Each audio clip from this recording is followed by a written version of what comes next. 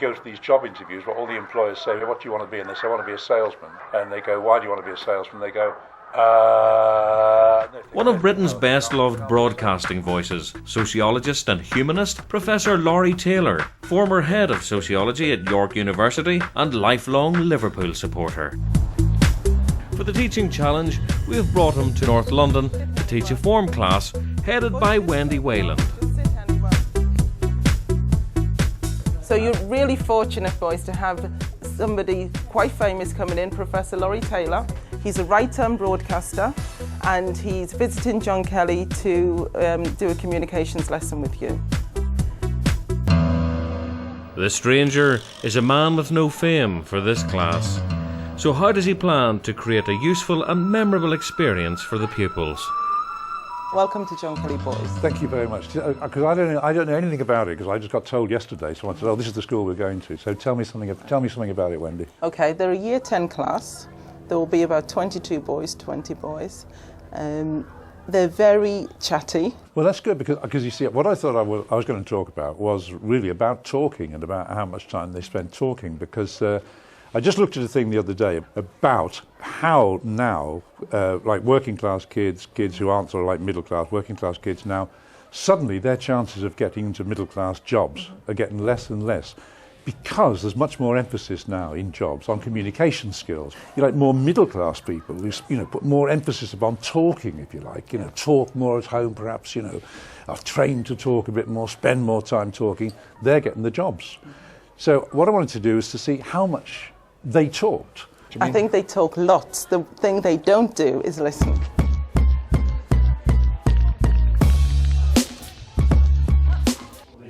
Hi, well, good morning. My name's Laurie Taylor, and I'm just here to talk to you this morning. But I've got to give you some names first. You'll have to put up with me if I get the pronunciation wrong anyway. But I've got, first of all, is Pritam here. Pritam, can I just give you, if I give you that, just to stick on, so I'll know your name when I come round. I've got Hashil here. Well, what I'm going to talk about today is I want to talk really about talking and about listening. And I want to start off by asking you, what do you think, if you asked people, what's the most frightening thing that you could do, that you could think of? What would frighten you most? Yeah. Being in one room with a snake. Yeah, snakes, that's terrifying. Yeah, okay. So, okay, yeah, sure. Scuba diving. Scuba diving. Scuba diving, yeah, okay. Do anybody think that's frightening, scuba diving? No. Yes. No. I'm going to tell you what, you haven't got it yet. Public speaking. Well done. Who said that? Yeah, good. Okay, Sanjay, that's right. Public speaking. You say to people, what's the thing that will frighten you most? It's standing up on a stage in front of an audience and speaking. Now, the funny thing is, when I was at school, I was really no good at anything at all. I didn't get into university at all. But there was only one thing I ever did that was good, because we had a teacher, and he used to say, right, everybody has got to get up and make a 1-minute speech. Now, hardly anybody could do it. People would stand up and they'd say, Now, I stood up and they said, I can still remember, he said to me, you've got to talk for 1 minute about biscuits. And I thought, 1 minute about bloody biscuits? I don't know anything about biscuits. I remember I stood up and I said, well, biscuits, you get biscuits this shape and round biscuits and sweet. He's sharing his own experiences of education, which the boys will be interested in. And at the end, he said, very, very good. And I thought, no one ever said very good about anything I'd ever done. I thought, at last, very good. So really, what I did for all my life, I went on talking, and then I went and I started doing some drama. I stood on the stage, started acting around, walking in, talking, And then I got into radio. And then I started talking to businesses, corporate, great big, I've spoken to 3,000 people, I'm not just telling you how good I am, I'm just telling you how daft it is. Because all these people talking, and then I now go around and I do little joke things. I do a little bit of stand-up comedy going around universities. And all of that, from that 1 minute, when I suddenly thought, gosh, I can talk a bit in public. Now, I wonder, and you know what's coming next, I wonder if any of you feel that you could talk for a minute. How many people here think you could talk for 1 minute? Okay, I've got a microphone here. Okay, off you go. Talk about school. Nearly there's every school in within say 10 to 20 miles in radius. There's school helps you get in the future. There's many subjects you could take: maths, English, science, engineering, etc., etc. Some people enjoy it, some people don't. Some people bunk, some people smoke. 30 seconds to go. I enjoy school. I'm sure everyone else does. Some people can't be bothered. It's fun. Teachers make it fun. There's a lot of exciting things you get to play. It's fun, really. But some people find it boring. Yeah, that's it. 10 seconds to go. Yeah, and I like John Kelly, and I like seeing what's happening in the future. Yeah, that's it. Okay.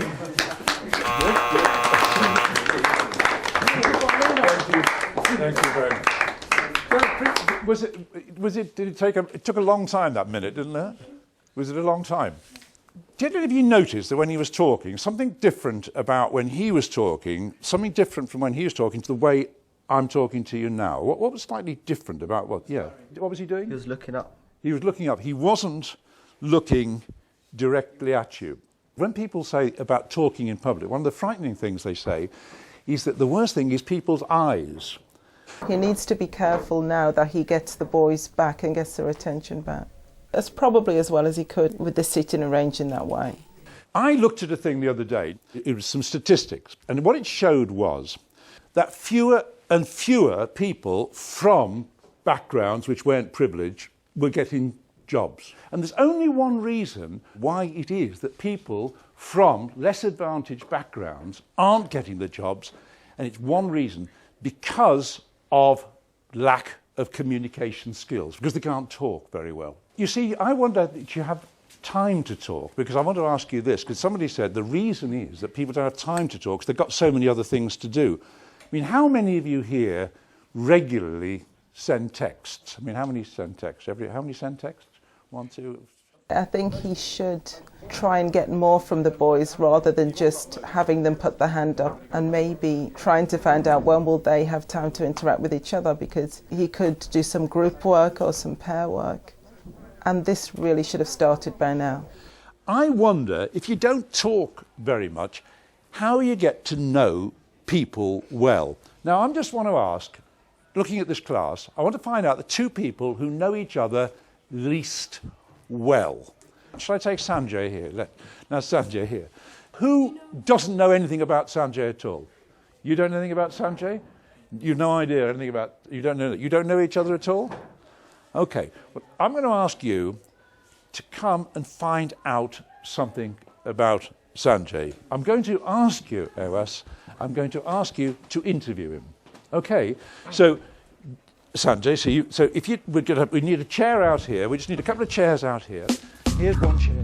After 20 minutes of addressing the class from the front, Professor Taylor decides to involve the pupils in a role-play session as themselves. Okay, so we'll make it about 2 minutes. Okay, is that all right? Yep. Great, you're very good. Away you go. Okay, Sanjay, how old are you? I'm 14.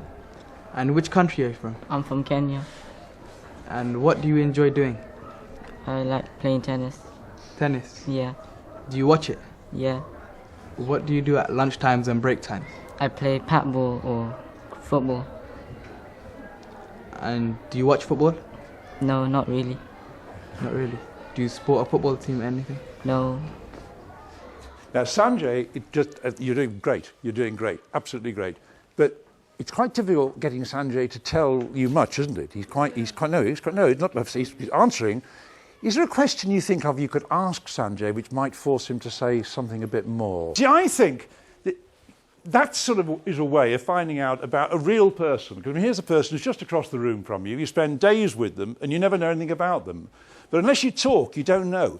Now, the other thing I want to say, that people are always saying to you, you must think, aren't they? They're always saying, oh, think, think, think, think.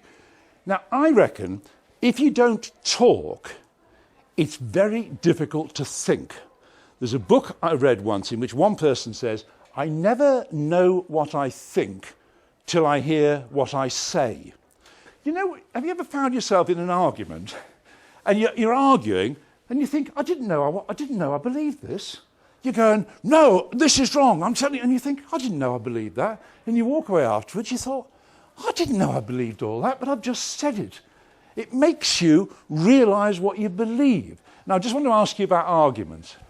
Any of you had an argument recently? Not punch up, but an argument. What was your argument about? Who's got a bigger backside? Who's got a bigger backside? Yeah. And did you win? Obviously. I just want to say to you, though, I think there is something great about talking to each other, but the most important thing, perhaps, when all those people go banging on and say, you've got to have better communication skills, and you think, oh, no, not again, not again. But better communication skills, all it is really is just having the guts occasionally, instead of texting, instead of going on MSN, instead of sort of making a mobile phone call, to go and talk. And to learn to talk, because talking is just like everything. It's like swimming, like football. It requires practice. And if you practice now in the world today, there are some very good jobs waiting for people with communication skills. So good luck, and thank you very much for being so great with me this morning. Thank you a lot. Thanks a lot. Cheers. Thank you. Okay. Cheers. It's all over. Time is up. The class moves on, and a purposeful Miss Wayland arrives to give Professor Taylor his debrief. Hi. Pleased to see you. It's the end. It's the end. How do you think it went? I was surprisingly nervous, but not surprisingly nervous because, in a way, seeing them there made me feel so much older than I usually feel. You know, I suddenly thought, as I was coming over here in the car, I thought I've got no connection with them. You know, I mean, I just know from reading what they look at and what they do on their computers and things like that. But so I think my nervousness made me. I was a bit too pushy.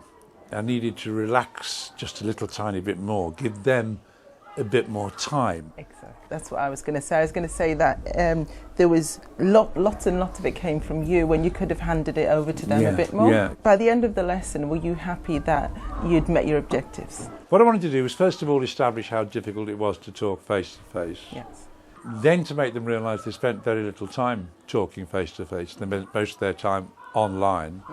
And then to try to see if they made the connection between the difficulty of talking face to face.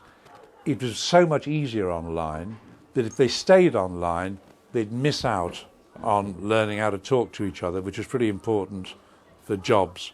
That was the trajectory I wanted to go through, you know, to get talking a bit more. Well, you could have allowed them to do a bit more pair work. Yeah. That's me. I just, you know, when I get nervous, I just talk. You know, I can't. That really is my nerves. You know, I think it's going to all fall apart. Well, you were definitely entertaining. They were captivated by you. Yeah. But I'm not sure whether the outcomes that you expected happened. No, no, probably that's right. Our guest teacher might believe that he could have done better, but what do his pupils think? I think that when I do assembly, I have the confidence that I would be able to speak up just by learning from him, and he was really good. He was really, really good. He knows quite a lot, innit? And he can crack jokes with him. The other teachers, they're a bit boring. Yeah. He taught me to be courageous and not to just say small stuff and be squeaky and all that. I'm very glad it's over, really, and I just imagined that I had to go and do another 5 lessons after that. I'd actually forgotten the mechanics of how hard it was, you know, being able to look at everybody and take everybody in. Afterwards, they were all, well, you get paid for talking, you know, and I said, well, yeah, sounding my mouth off at the drop of a cheque, you know. I mean, really, I mean, I suppose they knew about comedians and stand-up and all that sort of stuff, but they didn't realise there were people who went around and made a living just shouting their mouth off.